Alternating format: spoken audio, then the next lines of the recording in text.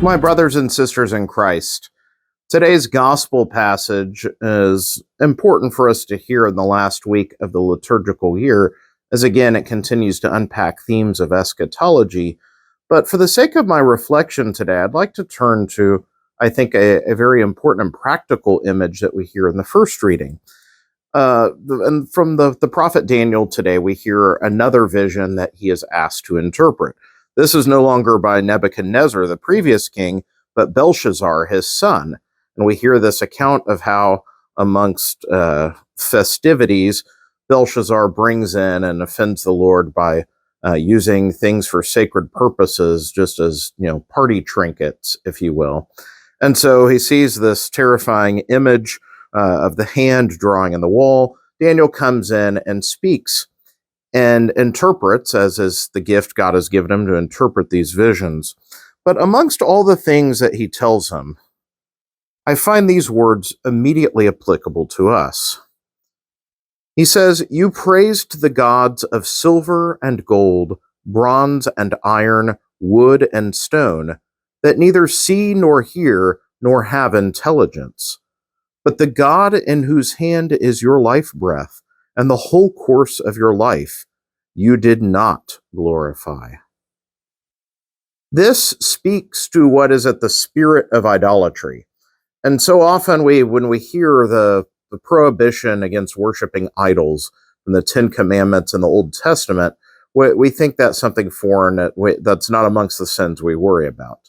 And yet idolatry takes many forms. Perhaps we don't literally worship a golden calf like the children at the foot of Mount Sinai did in Exodus, or other forms of kind of old world polytheistic idol worship. And yet idols take many forms. And in this we hear the same thing, which is you praise all these other good things, the silver and the gold, the riches that they have, the splendor, the power of the kingdom. So gods of silver and gold, bronze and iron, wood and stone, that neither see nor hear nor have intelligence. And so, while this can certainly refer to physical idols, it also symbolizes all of the things, all the false trappings and power in which the king and those gathered around him are drunk upon. And yet, it says, "But the God in whose hand is your life breath, and the whole course of your life you did not glorify." How often is this true for us, my brothers and sisters, that we chase and pour our devotion and attention into so many things in life that don't hold a drop in the bucket of meaning compared to God?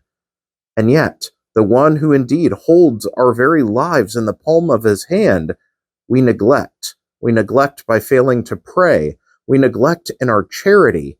And yet, we will find time and even obsess over our careers, our plans, our hobbies, whatever it may be.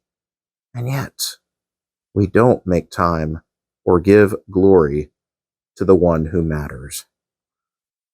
As we are called to watch, and that will be the repeated word of the gospel this upcoming first Sunday of Advent, but as we are called to watch with this sense of expectation for the second coming of the Lord, this is a call for us not just to watch as an observer of something, but to watch by readiness of heart, to shed the sleepiness, the way in which we are lulled to sleep by all these other things, and to remain eagle-eyed and focused on that which matters, that the Lord is coming, and in fact, is here. May God bless you all.